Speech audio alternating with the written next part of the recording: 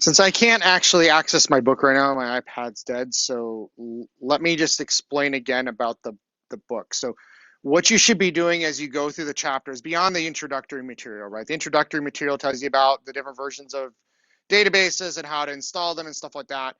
For the purposes of this class, you can read that, but you're just going to use the appliance that I told you could download from the Google Cloud, okay? You're going to use that environment for both classroom use and also as you go through the book. If all you're doing is reading the book, you're probably not going to get a whole lot of value out of it, okay? You should be practicing those exercises because we don't have a test in this class. The test is actually you doing the project, and you're going to have to do those sorts of operations on your own database. So the more you do them, the more practice you get, the more likely you are to be successful when you actually need to do it on your own, okay? So you want to make sure you're doing that as you go through the book. If you don't have a computer at home, it's okay. You can access this from any computer on the campus using a web browser. You can access it from your friend's house. It doesn't matter. Any web browser, as long as you can log into your Google account from it, you can use any computer in the world, Doesn't matter, right? Whether it will work on a tablet, it might work on a tablet, depending on the tablet that you have. I don't know if it will work on like an Apple tablet. It might work on Android. It might work on Windows tablets. Actually, Windows it should, because Windows has Java and stuff like that. I don't know what it uses. All right, so when we get in here, what we do is we run if I go into my history, we're going to run this one here. Okay? So I can either copy and paste, or I can just do that shortcut I told you about last time. Yes? I didn't say open browser. Open in browser window? Yeah. No, it doesn't. It's like gray. Is it running? Oh, it's not running. Click it and hit play. Oh, okay. And after it starts up, you'll be able to, yeah. Anybody else having that problem?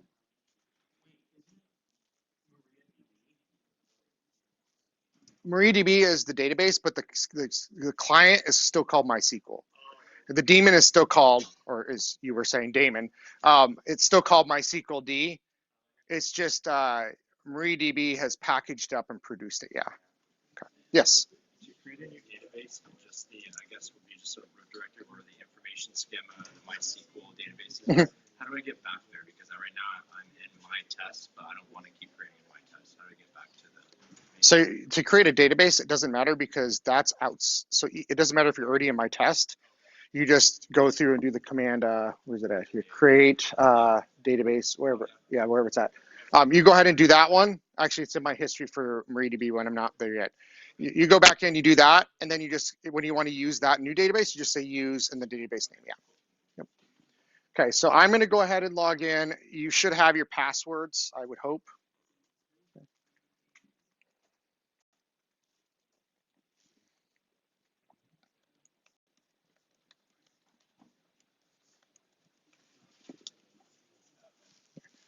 And I told you last time you can do this scroll up thing here, okay? And you can go through all your old commands that you ran, okay?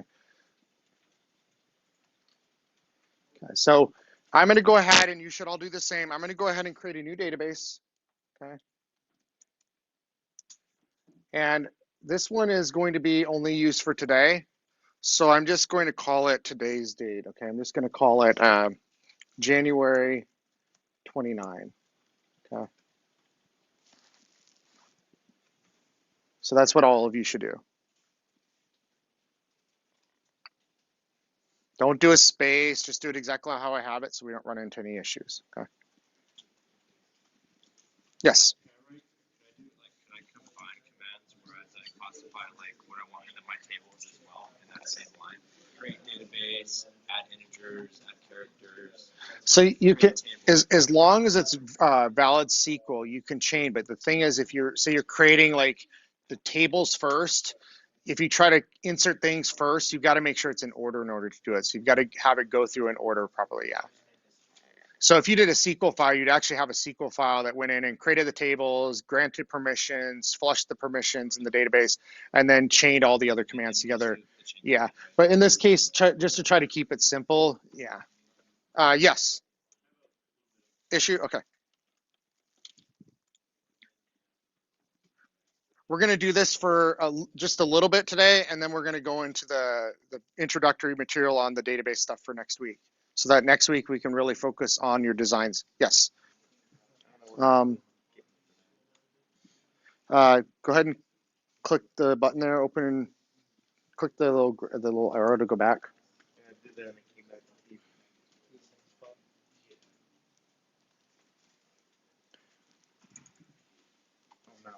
And then do the SSH. Yeah. Open in browser when you should be good. Anybody else have an issue? Yes. So that's not MySQL. That's actually between your OS. So it's however you copy and paste for your operating system. Are you in Windows?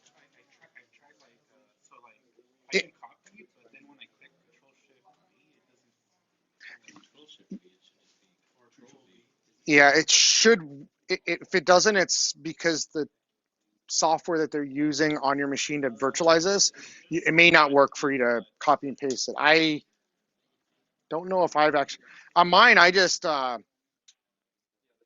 click in the window with like a double, not even double. Let me show you. It's gonna be easier to do that. Okay, everybody do that, and then I'm gonna see if I can get it to work on here. So let's say I want to copy this on Mac, and then I just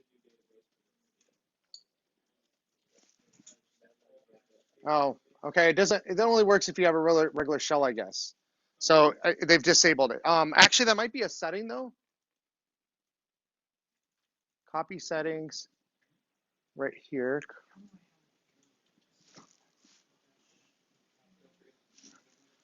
And what was it? Control Shift key.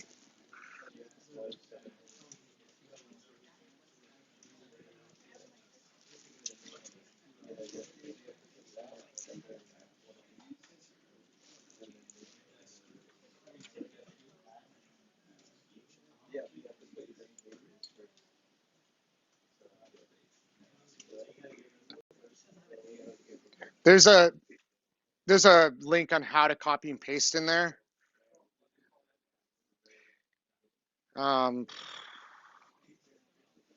It's pretty lengthy of traditional Google documentation fashion. So if you want to do that, there's a whole document there. If you just go up to the gear, and you'll see the instructions there, right there. Okay. All right. So I've created a database, and if I do show, and you should all do this, okay? Show databases. We now have a database called January 29th. Okay. Yes.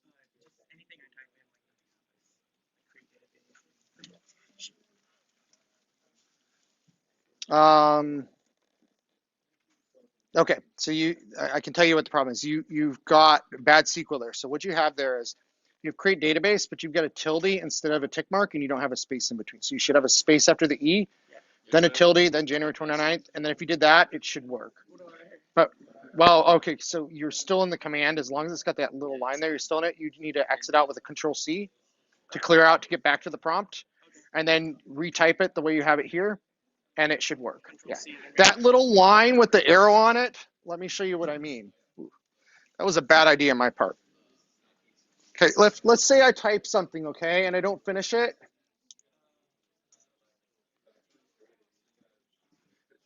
If you're continuing to get these lines, you had some sort of syntax error, okay?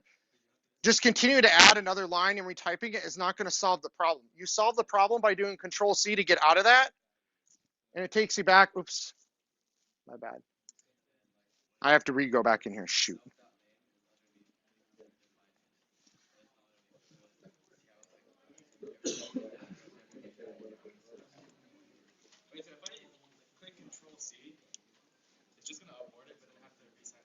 I didn't mean Control C. I meant /C, and I was thinking Linux. Sorry. It's right here. So if I do that, what I just did and accidentally went out, okay? If I type /C here and hit enter, it goes back to the prompt. That's what you need to do. If you make an error, you can't just retype the thing that you want because you've already typed bad syntax, right? So use the /C, which exits you back to the prompt. Okay. Yes, that's the point, right? All right, yes.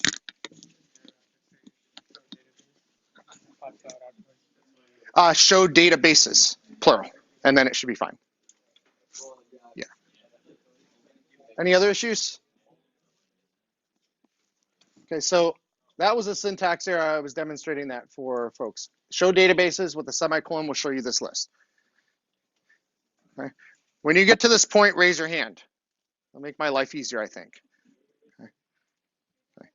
If you get to that point, if you're stuck, let me know and I'll help you. Who's stuck? You're stuck, okay. There's no shame if you get stuck, okay? Don't worry about it. Nobody's gonna judge, right? Good. Yeah. Yeah, so that's your password there, but you're gonna have to type it in.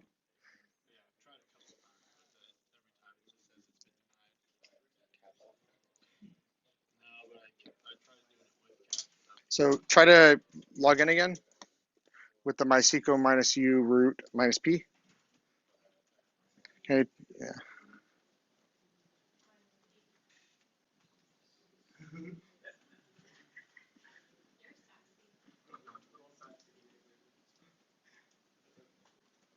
You're good now. I guess, yeah. Yes. Oh, because the my test is something I created last class, so you probably wouldn't see it, yeah. Because I didn't. And if you didn't create it last class, then you wouldn't see it, yeah. You're all I care about. It doesn't matter how many databases you see there. All that I care is that you see the January 29th one. Okay. Some of you may have gone off and done things in the book. Okay, you might have other databases. Some of you may have followed along in class. So when I ask you to do this, this is not for you to see the same list as me, because you're never going to see that, because I'll be doing things, you'll be doing things independently. What's important is the one that you just created there, okay, which it is. Okay. Now we're going to go in and use that database.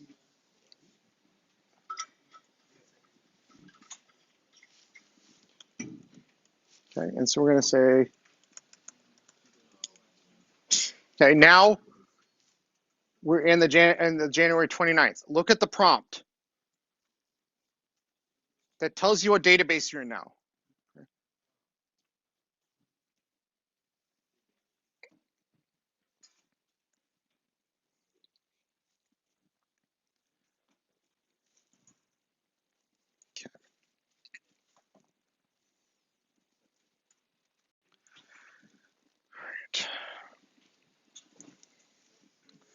All right, so everybody there has the database. Cool.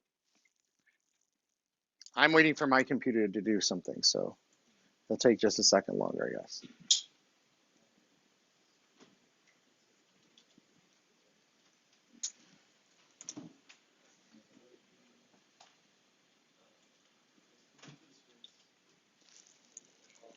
Okay, so now the first thing that we're going to do now is we're going to go ahead and create some tables, okay? And you can't see my screen because, yeah, I want to move my, oops, that's not what I want to do. I want to move my menu bar to the other screen. Yeah, maybe we'll do that because I really don't want to mess with my computer too much. Sometimes it does, yeah, it's sometimes weird like that. I'll just drag it up there. Okay, so we're going to go ahead and create a database. Well, sorry, we've created the database. We're going to create the tables now, okay? So let's go ahead and create the first table, okay? Let's create, we'll call our table cars. Okay, case sensitive, by the way, in this case, okay?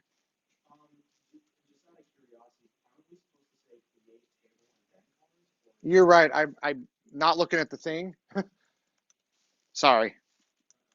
I'm trying to do like too many things in my brain at the moment. Okay, so create table cars, lowercase, uppercase for the first letter, lowercase for the rest, okay? We can name these whatever we want, but to try to keep them consistent, okay? That's what we should all name it, okay? Now, I'm not a car fan, but I'm thinking this is a car dealership for this scenario today. I'm making this up on the fly, okay? So we're gonna be a car dealership. The first thing we're gonna have is maybe our car inventory, okay?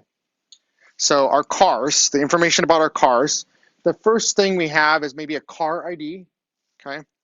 So that's going to be our first column. It's going to be an integer, okay? And that's going to be our primary key. There's a space between primary and key, by the way, okay? That's our first column. Now, we're going to create the next column, all in the same command, though, so don't hit enter yet, okay? Now, the first thing is going to be the car make, okay? There is a space between the comma. What's that? There is a space between the comma and car make. Yes, yes. Primary key has a space, and there needs to be a comma space. Yeah, we want to keep this clean. Yeah, it'd be a lot more readable that way, and then we avoid any syntax errors if we followed exactly the way I've got on the screen. For what, car name or car make? I'm getting to that. I just. You want to come up here? Okay.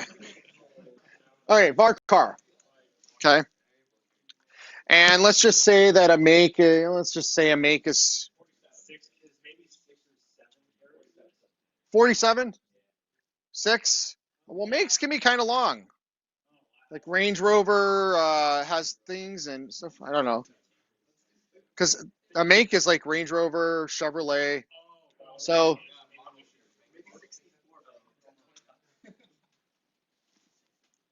that's fine. Okay.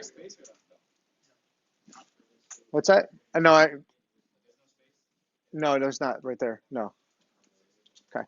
The next thing, car model. Okay. So car model. And that's going to be a variable character as well. We'll just keep it the same. Okay, 64. What else? Color. Okay. That's going to be a var car. And color is usually not that long, so we'll say 16. Sounds good to me, okay? All right. Yeah, a good one, year. Okay, so year. Okay. And that will be an integer. Okay. And that's probably good, okay? So then we're going to close it with the semicolon. Okay. And then when we hit enter, boom.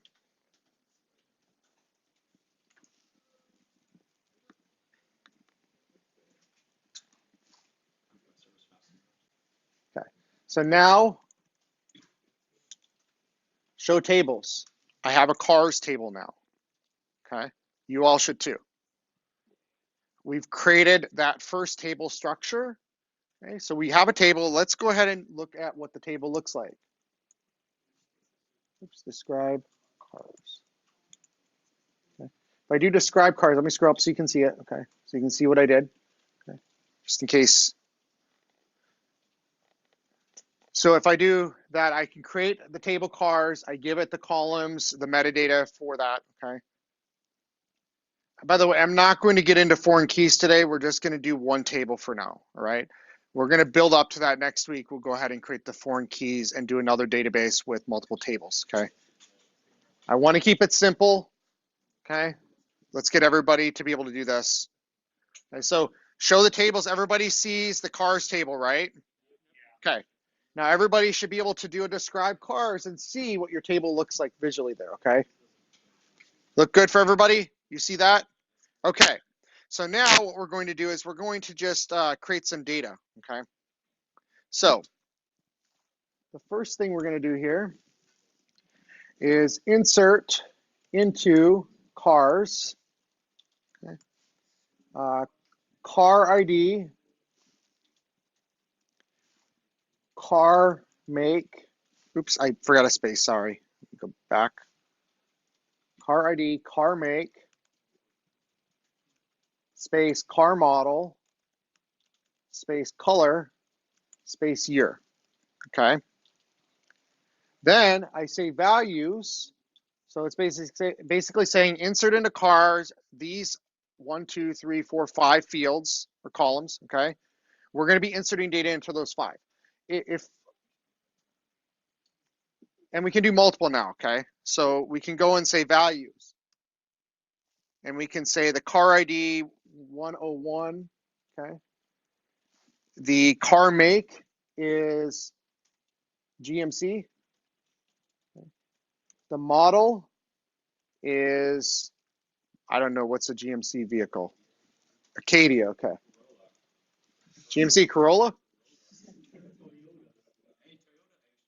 Color? What color? Black, okay. What year? 1990, okay. All right, so that's our first value there, okay? Then we're going to go ahead and do the next one, okay? So the next one is 102. Give me a make of car. Toyota, Maserati. I like Maserati, I'm sorry. Because I drove one. It wasn't mine. I'll tell you the story after we're done here, okay? Maserati. I don't know how to spell it.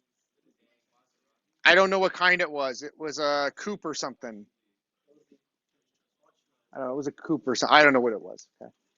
And it was bright red. Okay. And it was a 2016 because it was brand new. Okay. Let me tell you what happened now that I finished typing this on screw up. So I went to Switzerland a few years ago, 4 years ago now. Okay. And I rented a Kia. Okay.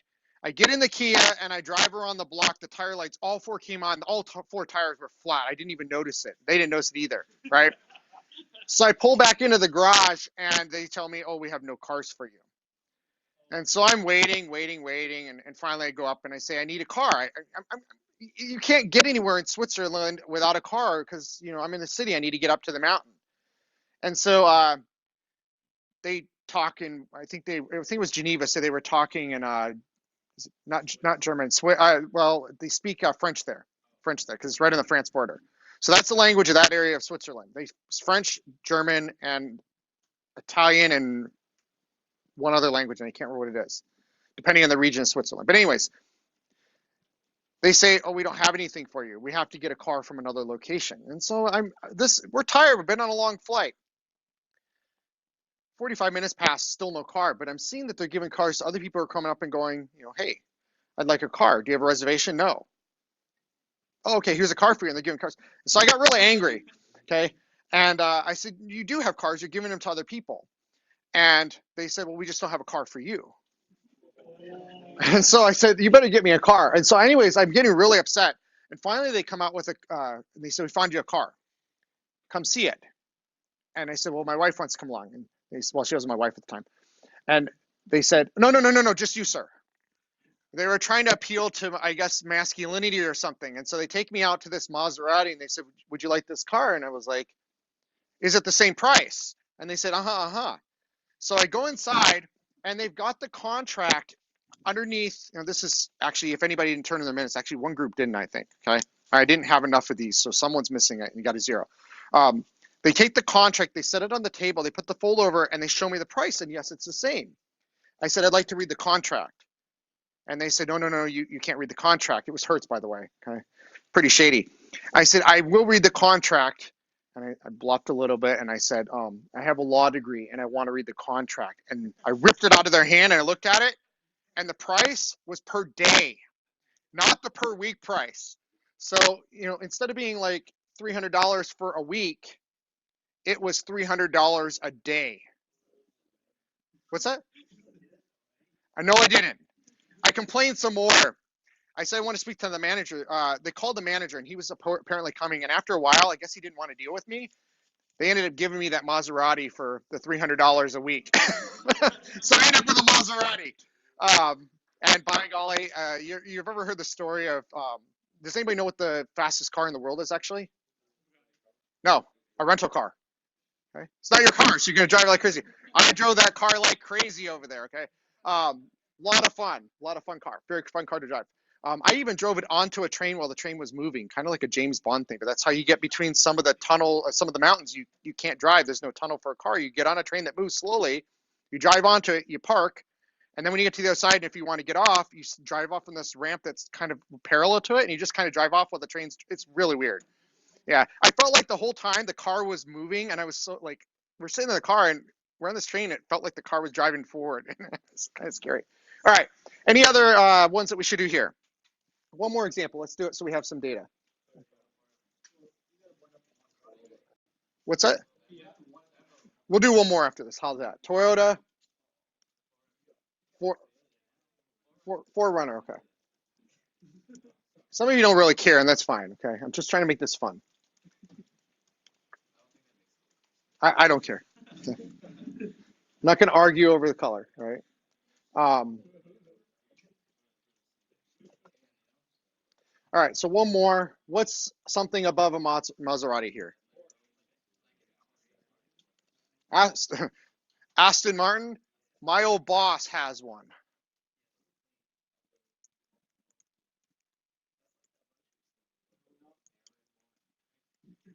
It's got a T in it. Okay, what model? DB9? Okay.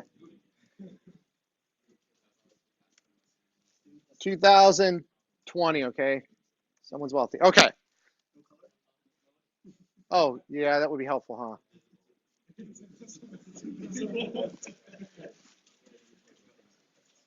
Yes.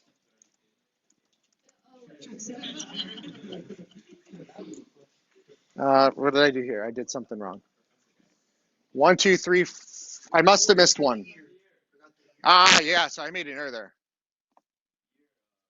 I had it there, and then you guys told me I missed the color. There, okay. This is the one that works, by the way. I'll leave it up there for you. Okay. So everybody get to that point. I'll tell you about my old boss's Aston Martin while we're doing this, okay? I didn't drive. I begged him. He wouldn't let any of us drive. He wouldn't even let us ride in it. It's funny. He had an Aston. So I knew he had a Range Rover, okay, which is an expensive car. And he was talking about how that's his dog's car. His dogs only ride in that car. When he doesn't have his dogs, he doesn't drive it. So only drives it when he takes the dogs to the vet and he takes them to the store or whatever, right? But he drives this Aston Martin. Yeah, what? Yes. /C, no colon. /C, enter. Yes. I like that descriptor though. Yeah. When you're FSCK up, yes. Okay.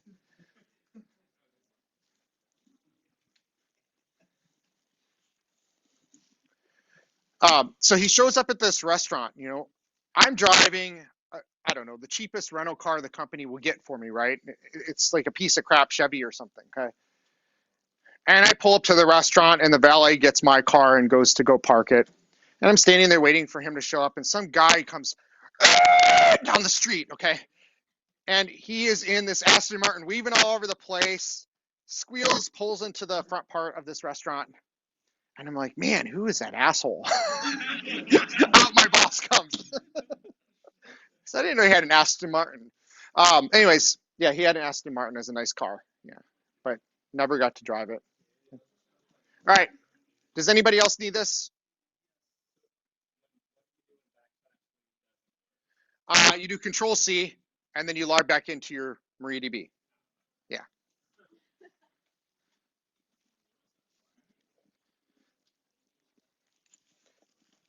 Speaking of which, you can say this, and it's not a bad word, by the way. FSCK is actually a command on Linux. File system check.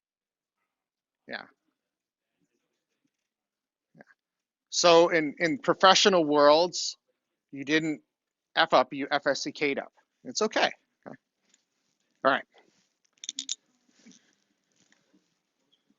I better erase that because no context, someone's going to come in here and think, gosh, what's up with that guy? He didn't erase the whiteboard last class. All right. So now we have this data. Yes.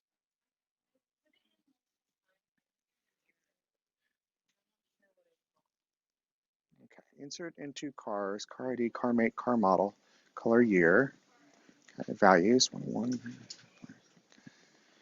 That looks good so far. On that one, looks good.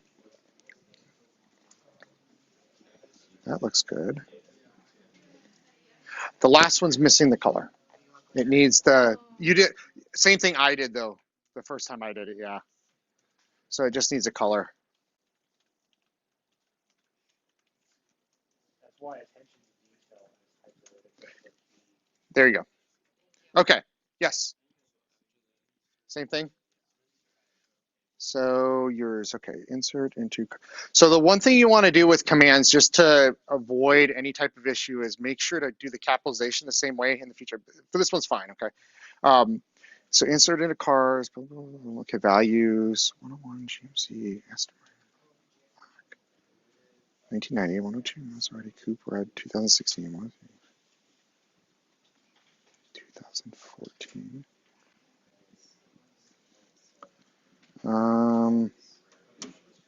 Unknown color column. Oh, yours is named car color instead of color. So that's the yeah. Just fix that in the first line. You ought to be able to go back with your left arrow key, and then once you get just to the right of it, hit the delete key, and then just change it to be car color, and that should be good. And then yeah, just hit the delete key and retype it as car color. And there's already an O, so you don't, or an R, so you just need to hit delete key and then hit enter. And you should be good. There you go. You're all good. Okay. So now we've all inserted in these different cars.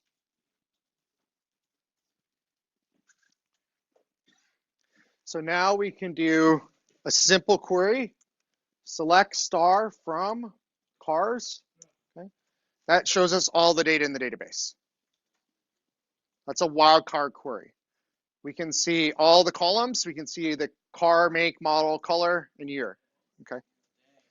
Select star from cars, and then semicolon. What's that? You can do SQL injections and coding, yeah, where you can feed this in through a vulnerable website. Did Gordon did something for your class, right? Did he speak at your class? Oh no, he spoke in another class then.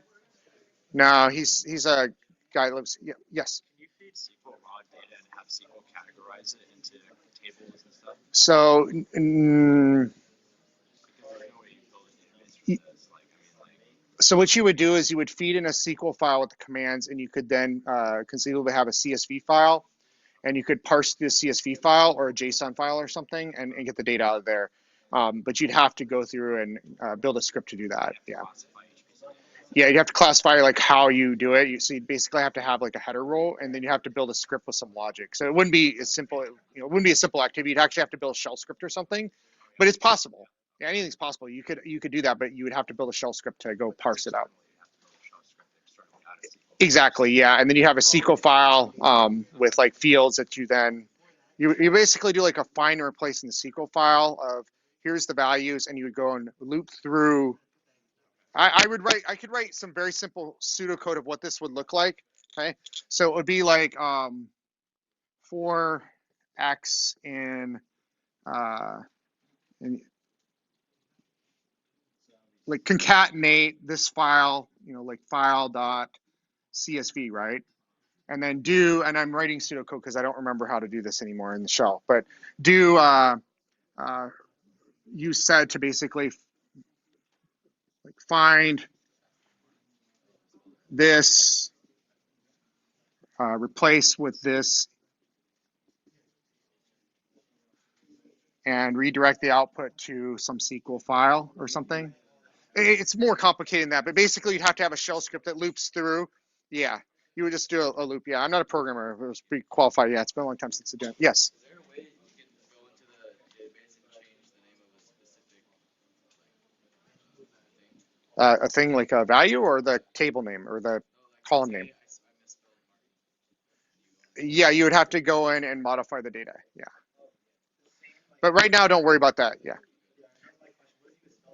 You would actually have to go in, do a search for a particular record, the unique identifier, and then modify the values in it. Okay. So you'd actually have to go through a little advanced for this week. We'll get to that in a couple weeks. Yeah. What's that? No, because you can't have two of the same unique identifier. Yeah. So you have to actually modify it. Yeah. So you actually have to query for it and then modify the record. Yeah. But we'll get to that maybe next week, right? I thought you were talking about the column name, and then I was going to say, well, that's where that would give me a great segue to what I want to talk about next after this. Well, I'm not going to tell you how to do it. I'm going to tell you why you want to do it right the first time. Yeah. I will tell you how to do that later, but right now we're going to focus on why you have to do it. So this is selecting everything from the database, okay? So we can see all this information. It's reasonably formatted well where we can understand it. And let's say we want to do something a bit more than this. And we're not going to go to, this is really the level of what I'm going to do here, okay? Where car ID, yeah, that's not a good one. Where, oh, we don't have anything that's duplicated. Where color is black. Oops, what did I do there? Oops. Um,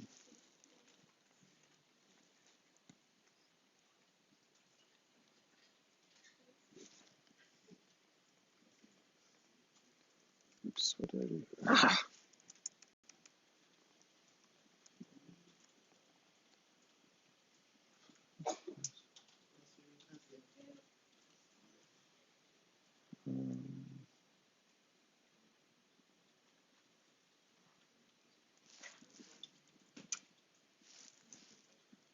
Hold on a second.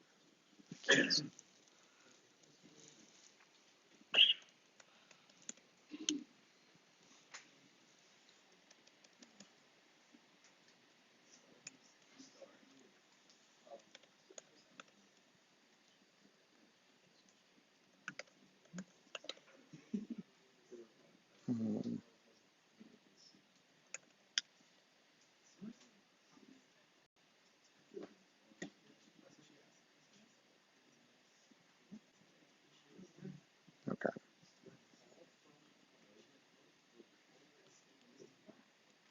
Color. Oops.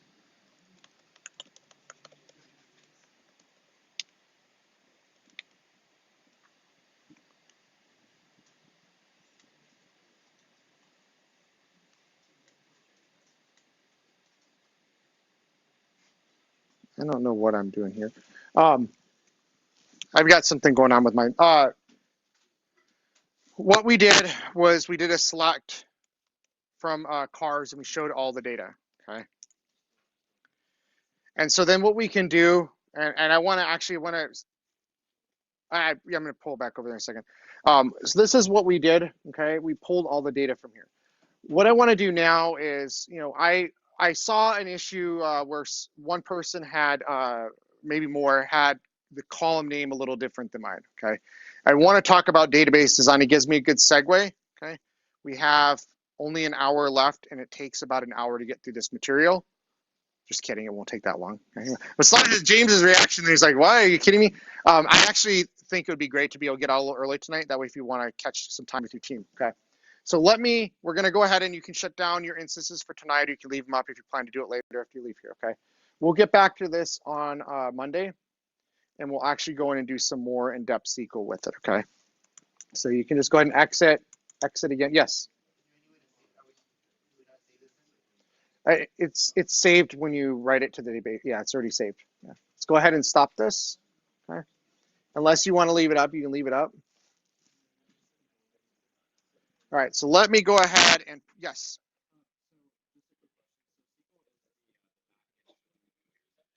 SQL is the underlying language that databases use. A GUI, all it does is generates a SQL for you.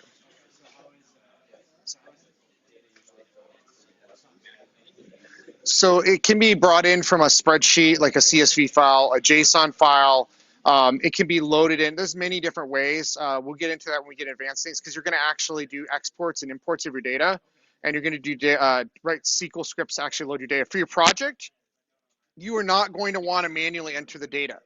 You're going to want to get a script, go through, make sure the script's okay, and then pull the data in that way. Yeah. Yeah. And actually, one other thing, have I told you guys about Lucidchart yet?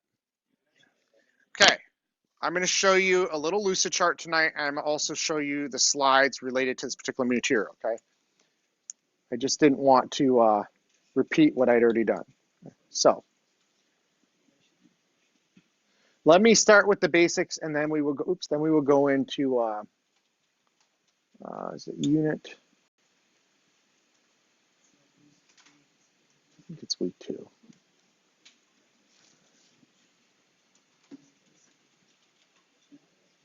Nope, that's the wrong class.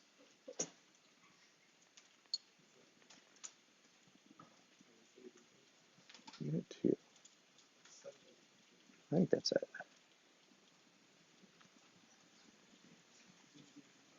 That's not it. Gosh, what did I call it? Unit 3?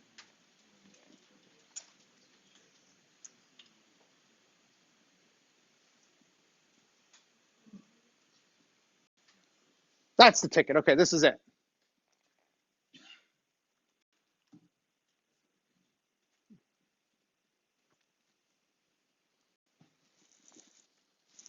All right, so let me get my little pointer thingy, and we'll go through this.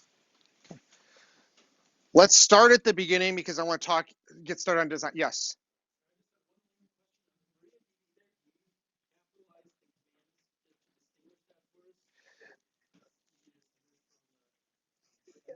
Yeah, so you don't have to capitalize them. As some of you saw, they work, right? The issue becomes when you have table names, database names, data inputs, and you can get confused as to what's what. So I generally think it's better to capitalize the actual commands. That way you differentiate them from your data. It's easier to see when you're trying to troubleshoot a problem. Yeah. Because imagine when you start entering data for your project and you've got a SQL file with 200 lines of data in it, and it's all lowercase. It can be really hard for you to find things in it. Okay. There's actually an article, I'll dig it up, on why you should do some best practices. One of them has to do with things like tick marks and single quotes. You can use single quotes and double quotes for things in databases in SQL, but there can be some issues if you use double quotes for things. And some of my students ran into issues with that and have argued with me about why they should be able to use double quotes. And I went and found an article of exactly why you shouldn't. And it explains when to use single quotes, when to use double quotes, and when to use tick marks. And we use the tick marks as I showed for like creating the database. Okay. But the single quotes is generally how we do things because we don't want to run into any issues with compatibility. So if we make our SQL broadly, we can make it compatible with all the different databases. So we can take our SQL code and run it on Oracle. MySQL doesn't really matter. Okay. All right. So what's a database? Okay, this is a little review for most of you. Some of you are taking 304 right now, and it's not review. Okay. So it's a self-describing collection of integrated records. A relational database has the table. Okay, there at the top. The table is made up of records, also known as rows. I think of it back and forth that way. Okay. And then the columns or fields are the up and down here. Okay. Student name is the column. Jane Smith is the record, okay, for that column. Every column or field in the database is made up of bytes or characters. Okay. Each one of these numbers or letters is an individual byte or character. It's fundamentally how a database is built, specifically a relational database. Now, you had asked at the beginning of class, what about other, MongoDB and MariaDB? MongoDB is a different type of database. I'm going to talk about that here today. You'll get at least a very basic level of what that means. And the last 2 weeks of the course, we will actually go into MongoDB, build a database, and believe me, MongoDB is super easy to do. And you'll use software that's in Career Apps called the MongoDB Compass to actually do all of that work, okay? We will get to that the last 2 weeks of class, though. So again, here's a little bit bigger view of all of this. So you've got your columns, fields here along the top. Okay. You've got your rows or records. There's 3 records. And each one of these is made up of multiple bytes or characters. Okay. That is not, I know I don't have a steady hand, but it's just stupid remote thing doesn't work the greatest for the spotlight thing. All right. Kind of cool. We'll do it again. It's really, you can tell the response time is really bad. All right.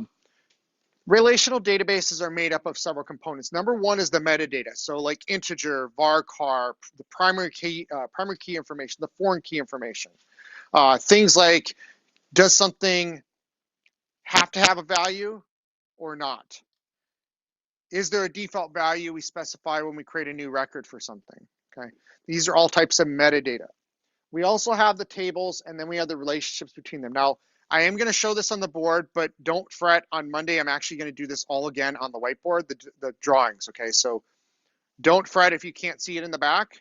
You're welcome to take a picture, but I will also do this again on Monday with actual software, so make it easier, because I know for you, it's got to be tough to see back there. When I stand back there, I can't read the board. So you're welcome to take a picture, but I will do it in a clean fashion that you'll actually be able to read on Monday, okay? All right, so make sure you get Miro, okay? If you want to be able to do it on your phone. All right, so let's erase all this garbage. Okay, so we have the tables, we've seen those, we saw it in action, and now we have these relationships. So we depict these relationships between tables. Okay? And I'm gonna draw that. Someone likes to buy green markers here. Let's try black, that's gonna be easier to see. Okay. Now, the metadata, this is what we saw earlier. So we've got things like, is there default value? Can the field be null? And we notice our unique identifier, the primary key, cannot be null, okay? And this is where we have the primary key, and then this is the foreign key. In MySQL, it displays as mul, okay? In here, I can't remember why that's the case, but anyways, that's the key for the foreign key in there, okay? And then this last one is this special field auto increment, special metadata, okay? Anybody tell me what that's for? It's associated with the primary key. Anybody tell me what that's for? The auto increment field for the primary key? Mm-hmm. Yeah. Yeah, so it's a way to automatically generate the next number in the sequence. The foreign key. Yeah. Now, auto increment is a way to have the database generate a unique identifier, the next one in sequence. The problem is that's not how things are done anymore. Okay? So we don't always have this set up for auto increment. And the reason being, let's use this hypothetical. I did mention sharding last time, right? And you all laughed? Okay. Let's say you shard your database and you have it in a bunch of places. Auto increment, if you've got the data in multiple places, I've got a server in Japan, I've got a server here, and we're both writing to the database at the exact same time on two different write nodes. We could potentially have the exact same unique identifier generated because there are two different write instances of the database. Now we don't have a unique identifier anymore. We have a data problem. Okay? That's generally why we don't use it anymore. If our database is in one place, we have one location, we have a simple application, we might use it. That's generally incremented in the application layer now, right? But it still exists in the database, so you can do it in the database. But if you've got an application and a database that's going to need a scale across multiple write nodes, where you're going to be writing from multiple places, then you need to have it done in the application layer, okay? And there's many ways you can do that. I'm not a programmer, so I wouldn't be able to tell you how you would do it, but many different ways to solve the uniqueness in the application layer, all right? Now, relationships. I don't know. Seems like a type of thing that because you're all students, it's pretty relatable to think about your student records in this class, okay? So we have professors at the top. Okay? This is a employee table for our professors. We have course information in the middle there, and we have student information at the bottom. Each one of those is a table. Now they relate to one another, okay? So this table has a primary key of student number. It has a foreign key of course ID. The course ID foreign key points to the course ID field, which is a primary key in this table, okay? That's how these two tables relate to one another through that foreign key. These two tables also relate to one another. A professor is associated with the course ID. The course ID is the primary key. It's a foreign key here. This foreign key says the data I'm looking for is the course ID and the course table. Okay? That's how I relate the professor to the course. Now, all of you are related to me by nature of this course. I don't teach your other courses unless you're my 418 or 304, okay? And it's a little unique. But we're still not related directly. We're related by this course. Once you finish the course, I'm no longer a professor, okay? So we define these relationships, and in an implemented design, those relationships are using the primary and foreign keys. Okay? Specifically, the foreign keys, which just point to the primary keys in another table. Okay, so in a design, we reflect the relationships using foreign keys. Okay, if you don't have a foreign key set up to point to somewhere else, there is no relationship with that particular table. Okay. Now, I'm going to show you how to do modeling, which takes us a step back from the finished design, and you'll understand how to depict those relationships and how to define them. Okay. So to do that, we have to do a data model. So we implement a database from a design. The design comes from a data model. The data model is kind of abstracted out before you ever think about any implementation details. The first thing you do for your groups before you build your design is you're going to model it. Now, I would recommend you go get one of the study rooms with a whiteboard and start modeling it there. Okay, but you're welcome to do it on the Miro app. You can download that and set up your own whiteboard for your team and sketch it out there. That might be effective if you're meeting virtually. Okay. Another thing you could do is go into Lucidchart. The thing about Lucidchart is it's better for once you've decided what you're doing to start drawing it in there once you finalize, because it's harder to erase things, right? Where if you sketch it on a piece of paper or something or on a whiteboard, you can erase it and change it and you can all collaborate. Okay? With Lucidchart, you're dragging something, you're typing a bunch of things in, and then you might realize, hey, I don't like this, I want to change it. Now you got to go delete it and create another one. Okay? It might take a little longer, but either way is fine. In a data model, you have an entity, which is the equivalent of a table. Okay? You also have the relationships between those entities. So an entity relationship diagram will look something like this.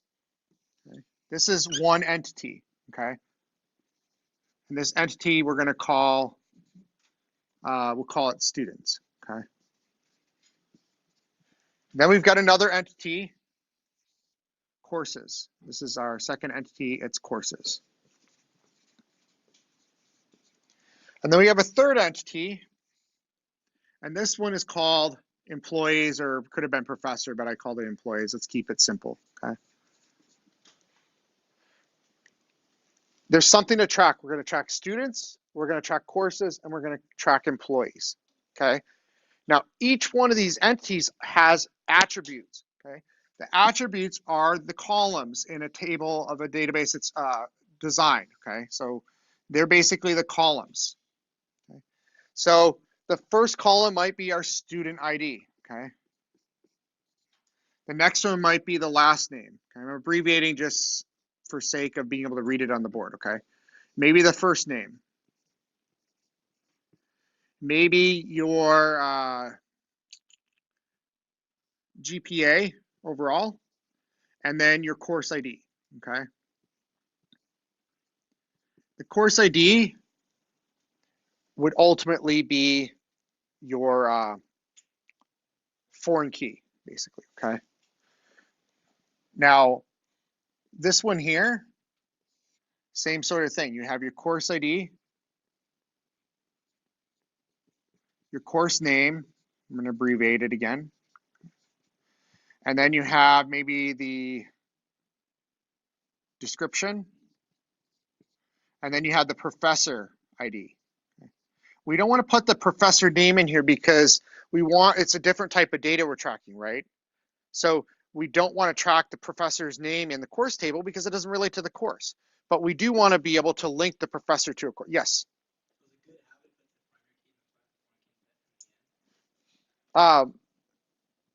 You're going to have to do the primary key before you can do a foreign key, and you can't do a foreign key unless the primary key exists in the other table. So generally what will happen is you'll create the primary keys with SQL, and then sometimes you, depending on the order, so you have to kind of think about the order of how these relate, of how you do the SQL. And so if you create a table with a primary key and the foreign key that would be pointing to the table doesn't exist yet and that key doesn't exist yet, you'll get an error. So then you're gonna have to go back and add the foreign key later because when you created it, the primary key that it's pointing to doesn't exist yet, right? So you got to think logically when you're creating your SQL of which tables to create first and which ones to create second, right? Now it becomes a problem when there's multiple things that use it. So, for example, I would probably need to create this table first because it's used by both. Once I create this table, then I can just go ahead and create the other two tables with their foreign key pointing to this table. Okay. If I created this table first, I couldn't specify a foreign key in the beginning. I'd have to go back and redo it. Not redo it, but add that foreign key later. Okay. Now, if you struggle with the command line, which you can do in the beginning for the basic commands, is you can open up Heidi SQL and you can go in and you can explore, the types of SQL that it can generate. The problem is you're going to have to open up your Google Cloud instance to the internet on this port, right? 3306. You're going to have to open up, this is the port. You're going to have to open up public access on the public IP in Google Cloud, and you're going to have to actually create a firewall rule, and you'll have to figure out the instructions on Google on how to do that to allow access to this for your own personal IP. I wouldn't do it for anything else, like your own home IP. You'd have to do that. If you're here on the campus, you'd have to go to like, what's my IP? Type it in and cross your fingers that it actually will work when, that you don't get some other IP that, it's kind of a pain, okay? But if you want to be able to use the GUI to practice things and learn the SQL that way, you can kind of use that to help you out, but you're gonna have to learn how to do this. Some of you actually have probably done this, in your jobs or the cloud class or whatever, right?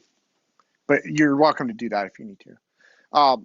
This last one here is the professor ID, or I'm sorry, I call it the employee ID, my bad. Employee ID, I named it wrong in this one. It's an employee ID, okay? The employee name, and then the course ID. Course ID being the last one, right?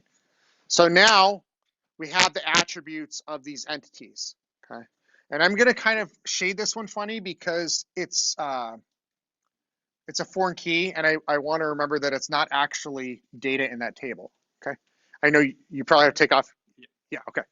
No worries, no worries. We're gonna cover this, yes.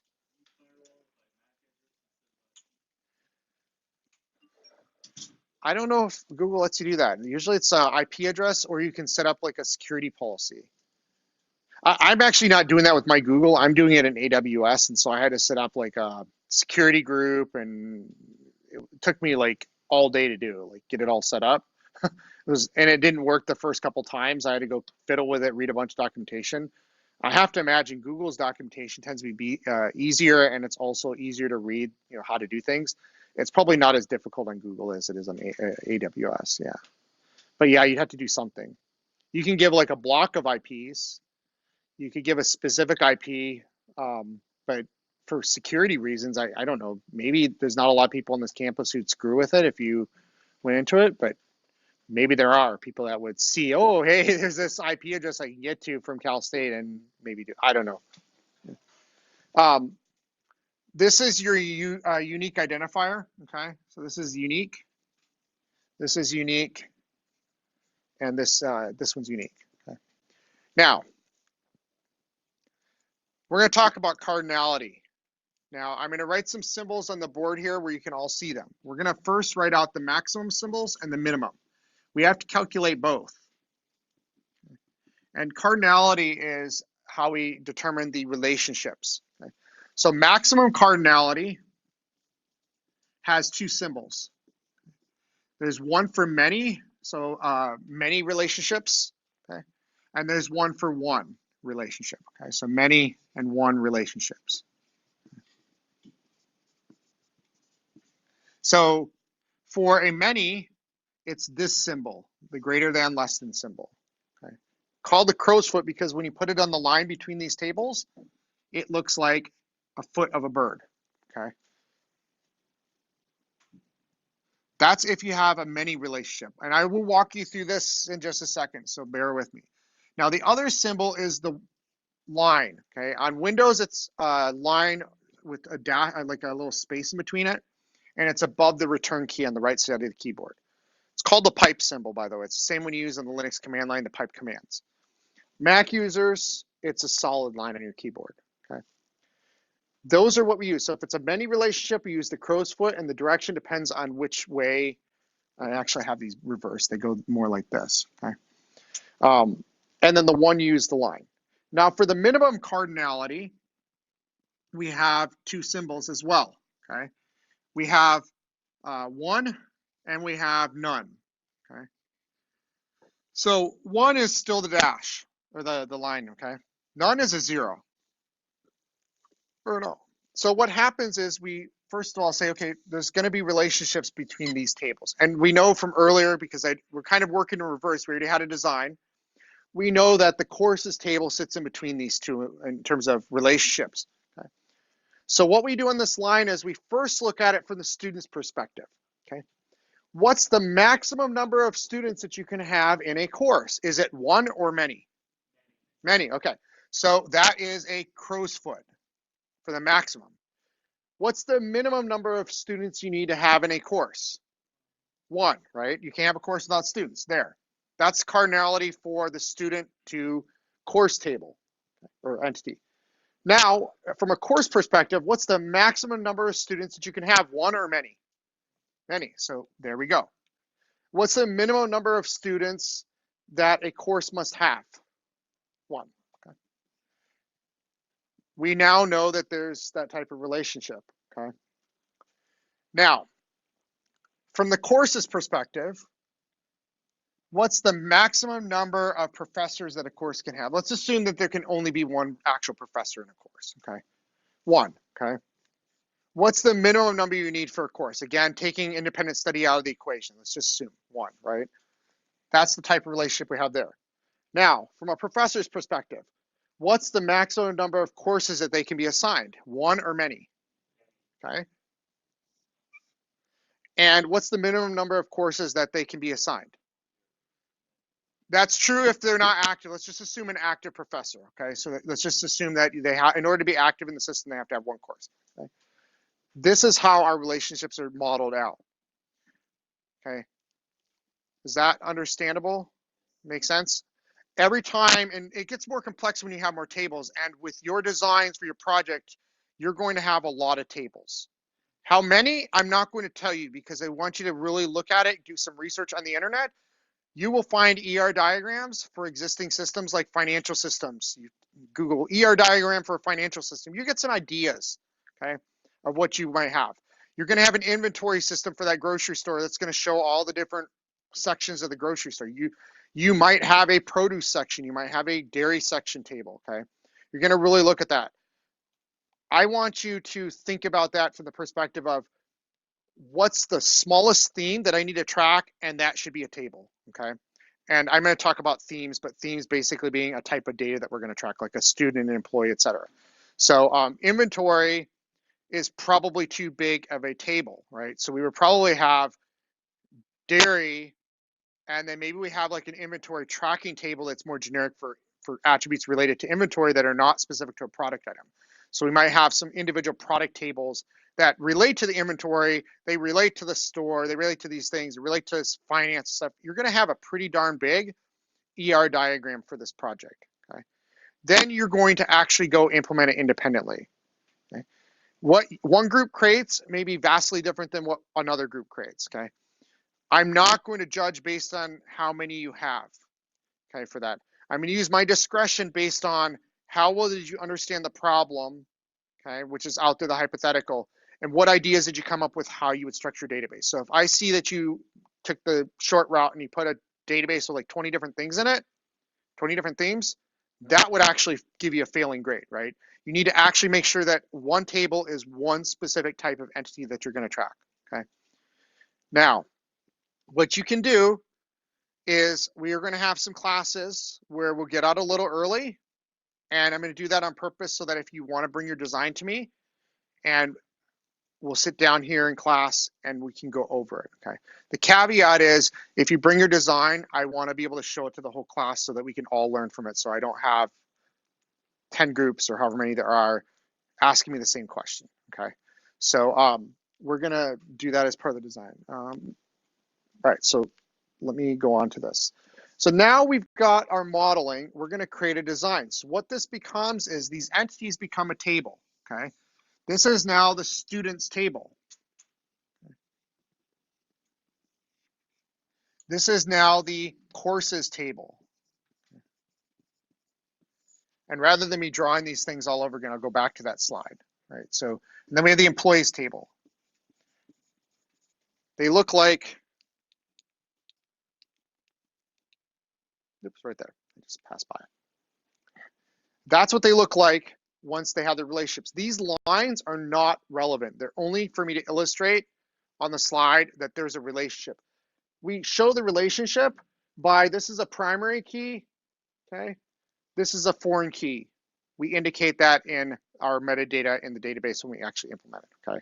What we generally do on this, using this example, okay, is we have our student ID, and I don't care how you do it. You can do it many ways. One way is to just, for the primary key, you underline it. You make it a different color, okay? And you tell me in a key that primary keys are green, foreign keys are blue, whatever it might be. You can come up with it. Another way that people do it is they put a parentheses with PK for primary key or PRI. I don't really care. As long as I can understand it, I don't care how you do that, okay? You can be creative about it and do it however it makes sense for all of you. Okay? Your foreign key here, okay, for if you've got a foreign key there, right? Now, going back here,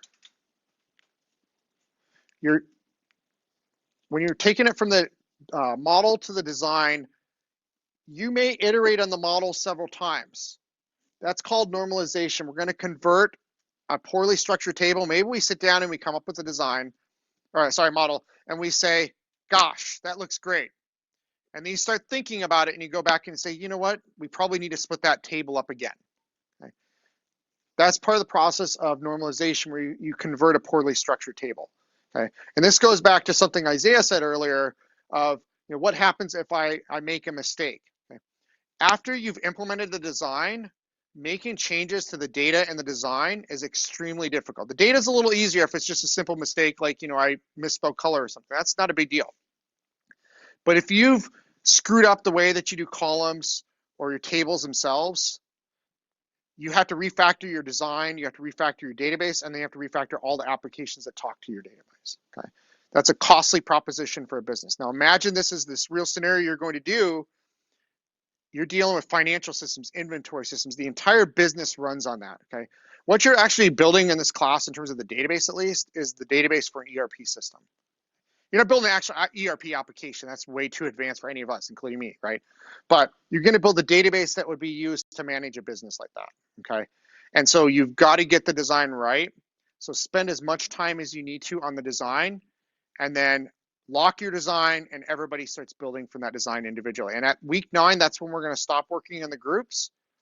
And the rest of the course, you're going to be actually implementing that design on your own, okay? So between now and then, you need to work with your groups on your design for that business problem, iterate it, come to class. At the end of class, when we have time, talk with me about it, okay? We will show everybody who sticks around, okay? Gets the advantage of seeing it. I hope you all will stick around. We won't be here late. I don't want to be here late either. I'm going to be up early, okay? So we will do that. And then at week 9, you will turn in your design. You will turn in your paper whenever it's due, okay? And then you will go off on your own and start implementing the design. Now, let's assume you've locked your design. You're no longer in your group. You start to implement. You realize your group made a huge mistake. You can't go back and turn in the design again, okay? You're stuck with whatever you turned in, but you are welcome to augment or change that design before you implement it if you realize that it wasn't feasible, okay? So you won't be penalizing the implementation if you screwed up. You might get marked down on the design if you did something really silly, like, you know, you put the sales data in the same table as your inventory data or something like that, right? Where you should have really normalized it and broke it into smaller tables, okay? Next week, we're really going to focus on the design aspect, and we'll spend as much time as we need to going through and doing some sample designs for that business problem, so you kind of get a picture of what I'm looking for as you go through the design. So we will do some hands-on stuff next week, but Monday is going to really be focused on the design aspect. We're going to go do it on the whiteboard together virtually, and we'll be able to go in and do things, okay? The reason we want to do this is we want to minimize data integrity issues, okay? So in the model, the entity becomes a table, the entity identifier becomes your keys, okay? Your primary key, and then the attributes become your columns, and then we build the relationships using foreign keys. So right now, this is the relationship in a model. In the actual design, it's where we say this is a foreign key, okay? And the foreign key points to this primary key here. That's all part of the SQL we're going to be writing in this course. Okay? Now,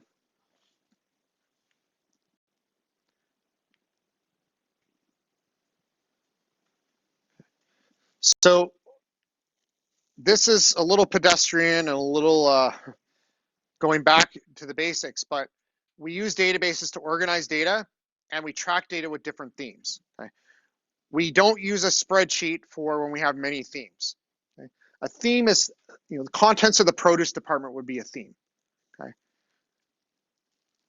Information about your customer, information about a supplier, okay? That sort of thing. Not what your supplier ordered, by the way. Your supplier database is going to be broken up into multiple tables. So you might have supplier company information, and then you might have point of contact for the supplier. So you're going to start naming tables in a way that it's part of the supplier, but it's not the supplier table. It's supplier, maybe supplier underscore POC or something. You guys decide how you want to name it. You just need to make sure that it's valid for syntax. Yeah.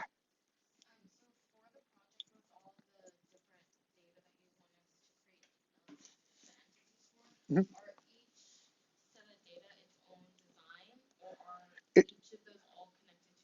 You're going to have them all in one design connected to one another. Yeah.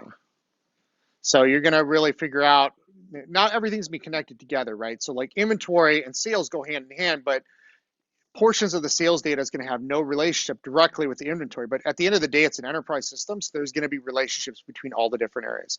And that's why I said you can go out and Google, and there are a lot of existing ER diagrams for ERPs. You can go out and look at them, and they're not going to be 100% perfect for this particular scenario, right? Because this is a grocery store, and I picked something that was completely off the wall. Okay. The reality is a grocery store is just going to go buy Oracle or something, or SAP or something, right? But you can get some ideas for, say, a financial system, and then you can probably go find one for an inventory system, and then you kind of merge them together for this particular hypothetical. Yeah. So for each point, we're going to create something like this, Mm-hmm. and then connect it in some way with the foreign keys. Yes, foreign keys. Yeah. And it might be quite large. I know the next question I'll probably get is, well, how many tables do I need to have? There's gonna be a lot, but I can't give you a number because it really depends on how you approach that problem. Okay. I can tell you this, I'm not going to count the tables. Okay. What I'm going to care about is relative to how you design them, did you put multiple themes in a single table? That's what I'm really looking for. So beyond the hypothetical and how many tables, I don't care how many tables you have. What I care about is that you didn't mix two types of data in the same table, right? Because I want you to understand that you need to do a proper design. Okay. Yes. So using my example here, students and courses. I don't want to see, say, students and courses in the same table, right? The course information should be its own table. Using the example of the grocery store, which is what the hypo is, we wouldn't have data on the meat department in the same table as the produce department. Okay, they would be separate tables. Okay, otherwise, the classifications of things may not make sense. Okay, if it were a generic food table, then it would make sense. But I put in the hypo that you have different departments, so you need to be able to track things at a department level. Okay, and yeah, and how you do that specifically is entirely up to you, how you classify things. But because departments have different things, but you're going to probably start thinking about, dairy is generally a department, meat's a department, vegetables, fruits, that kind of thing, or produce, whatever it is. Yeah. Yes, Jonah? The problem's already on the website, yes. And it's very high level and ambiguous on purpose. Okay. If this were 304, I would give you every little detail you needed. Okay. This is a higher level course. I want you prepared for business. Now, you're certainly welcome to take that problem, look at it, and post and ask whatever the one is for the project we have. Post your questions, okay, about the project specifically, and I will respond eventually. Okay. Right now, I may not respond very quickly to those types of questions, but you need to be very specific in what you're asking. Okay. If you just ask me some ambiguous question, I'm not going to give you anything, right? You got to have a specific question. Like, I don't understand this specific question. This is what I think it means. Can you clarify this? Do you think are you trying to get this? Okay, if you just ask me what I'm looking for, I'm going to say I'm looking for what's on the website, right? You've got to be able to formulate a question to me. Okay? You're going to have to do, some of you already do this in your career. Some of you, you told me earlier in the other class, like think you did, or maybe it was the other class the other day. You told me what you do, right? I'm recording, so I don't want to say what you do, right? You have to make decisions on your own. You have to analyze things, make decisions, and then you have to figure out what question you're going to ask your boss. You don't have the luxury of just going and asking some random, like, high level question. You have to very specifically ask your boss, I would imagine. I have to do the same. Okay. If I don't force you to do that in this class, you'll never be able to do that until you get into the workplace, where it's going to mean you might get fired, right? I don't want anybody to get fired. Unless you're really just a really bad employer, then I guess it'd be okay, right? All right, so we use databases for multiple themes. We use Excel or other spreadsheets for a single theme, okay? So sometimes I use Excel or Google Sheets for grades, but I don't track your interactions with me. I don't track emails there. I don't track, if you've asked me for a letter of recommendation or something, I don't keep track of that there. That would be unwieldy. The spreadsheet would be so big and complicated that I would never be able to find anything, okay? I use it for a single theme of data, your grades. All right, so we're already using a DBMS, okay? We're using the MariaDB DBMS, a database management system. This is how we're going to be doing things in this course. I think the last time I talked about the different types, okay? If you want a graphical interface, you can go use these. Heidi SQL is on all the lab computers, and it's also in Cougar courses, or not Cougar courses, Cougar apps, okay? But again, if you do that, please actually learn the command line. You won't be able to finish the project just using Heidi SQL. It might help you. If you need tutoring, Chris McClellan, some of you know him, some of you don't, probably. He is willing to tutor you, especially on the SQL stuff. And if you want to do more in the MongoDB, he's actually a MongoDB expert. He learned it in this course, went off independently, and then he used it in the cloud course to do that. He did some sort of analytics on it using MongoDB's tools. Okay? I'm pretty confident MongoDB is going to hire the guy because he's just awesome in that area. Okay, but SQL he can help you with as well. Okay, and he's willing to do it, but you need to work that out if you need that additional help. All right. Now these are the different types of operations. So you asked me about modifying. So there is a SQL command to do modifications. There's SQL commands to insert data, delete data, and read data. Right, and we've done a few of those so far. We're already using this book. It's for our class, so you don't need to worry about that. Okay. And then these are some examples of some SQL that you can go and run, okay, and explore on your own. Okay. Oh, I didn't cover this one yet. If you create a table, you can go in and say show create table and the table name, and it will pop out the SQL that it used to create it originally, so you can go reproduce it. Okay. So if you really get stuck, make use of the brain trust in here. If someone else got it working, ask them, hey, would you mind outputting your show create table for this particular table so I can see how you structured your SQL. Okay.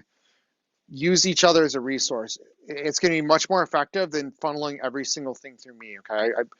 I just don't have the bandwidth. I wish I did. Okay. So that's another alternative to a tutor, is just helping each other out. And I don't consider that cheating, by the way. Okay. People in technology do that all the time. So if you get stuck, post your problem in the chats, and your peers can jump in with how it worked for them. Okay, help each other out. You're going to get stronger if you help each other out. Okay, and I speak from this class in the past. That's really what helped this class last time, was helping each other out. Okay, don't be afraid. All right. Non-relational databases. I'm only going to touch on this real briefly here, and then we're going to go for the night. All right. So a document database, an example of that is MongoDB. And I will show the demo at the end of the course the last 2 weeks. We'll actually go in and use it ourselves. Okay. But a document database looks something like this. Okay. These are the tables, and we're familiar with those now. A document database will look like this. Okay. I've got a document, and it's part of a collection of other documents. So there's many of these documents in the database, but let's just take a picture of one of them. Okay. It's going to have things like a unique identifier. Okay. This is in MongoDB, it's actually auto-generated. And because MongoDB is a different type of database, it's actually unique. Okay. And generally no issues like we have with a relational database. Within there, we have something like, say,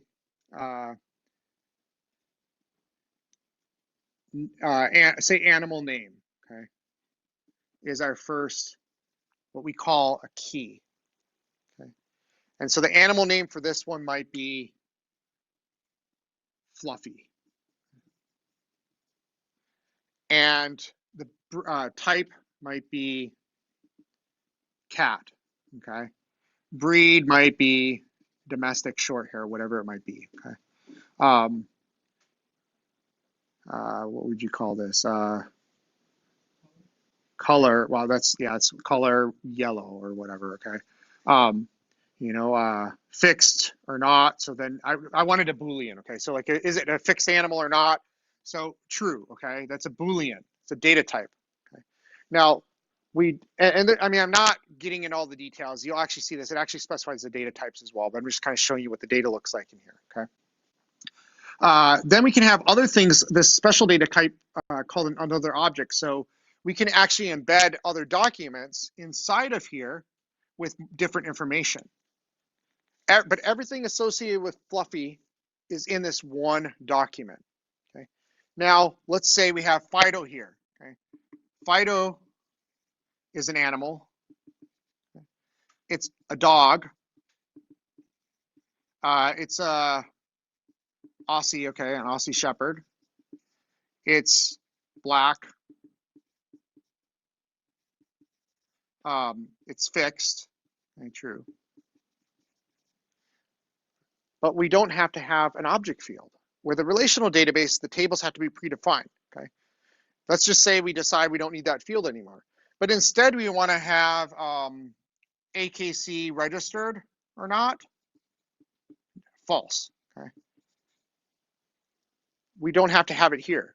So we don't have to define our structure up front. We can start off, load data, learn about our customers, change the data type. We don't have to modify our application at all. Okay? Our application needs to know none of this. Yes? Yeah, so have a different ID. Yeah, sorry, I forgot that at the top. Yeah. So, this might be 2, this might be 1. They're actually really long letter and number strings. They're not just numbers. Okay. Now, one of the other things that MongoDB can do is it can store spatial data.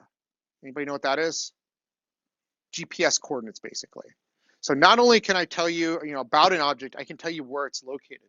So what Chris did in my other class was, and someone else in my class was in his group, and they built a locator application. They didn't actually build an application, but in the database MongoDB, they built a way to show where people were at the local target, or show where an item was at the local target.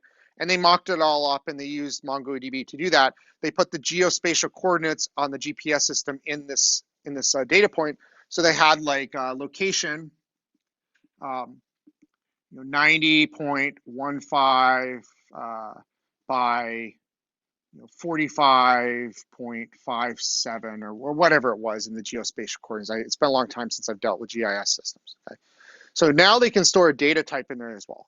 Another thing they can do is they can store URLs to like graphics and stuff in modern storage systems. So instead of storing the graphic like an image in the actual file, it's a pointer to a more resilient and easier to implement storage like Amazon S3.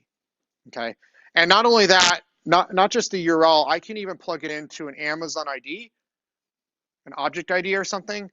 So if the URL changes, I change my company's name or something, but the Amazon ID will remain the same. Okay, so there's a lot more flexibility in what it can do. Okay, it also has some scalability benefits. You don't have to shard things and whatnot like you do with relational databases. Okay, so it was actually, yes.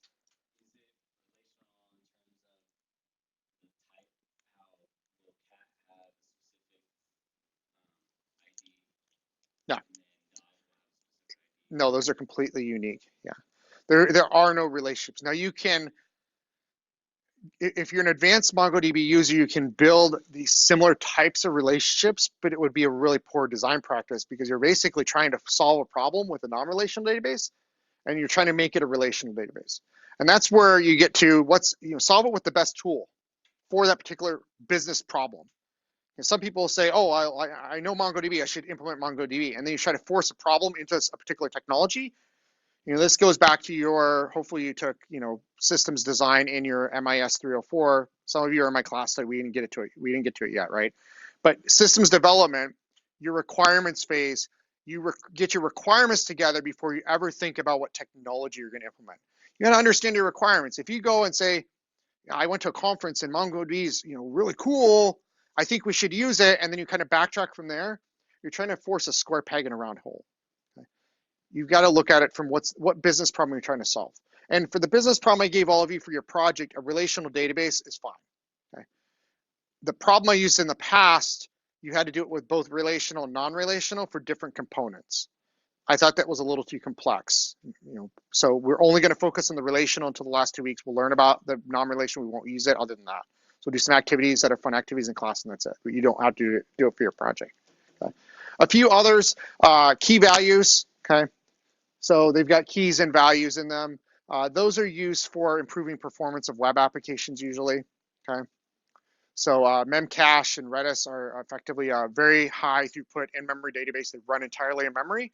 And so then you can get data in and out of your application using those by putting keys and values in there. You can get it very quickly because in memory, it's not on the disk. Okay?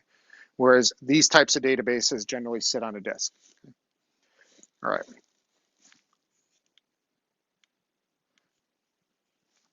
That's it. Oh, actually, I skipped one. Column. That's generally, graph is really new and I don't know anything about it. It's like bleeding edge new. Okay. But column is used for things like data warehouses. So Hadoop clusters and things like that are using column-based databases. Okay. But that's outside the scope of what we're going to talk about in this class. All right. All right. So we're going to go ahead and let you go. Okay. And if your group did not turn in minutes, you'll know by looking at your grades, you need to get those to me. So just, I would suggest putting them in my box outside my office. I will not be back till Monday here on this campus though. Okay. What's that? Well, the one that was due was for last week and it was due on Monday. It was due on Monday. Yeah. There was one group that didn't turn it in and everybody, yeah. I don't know who it was. It's only on Mondays you turn them in. Yeah. Yeah. So week one's was turned in on Monday of this week. Week two's will be due on Monday of next week. But week one, there's one group that didn't turn it in. So.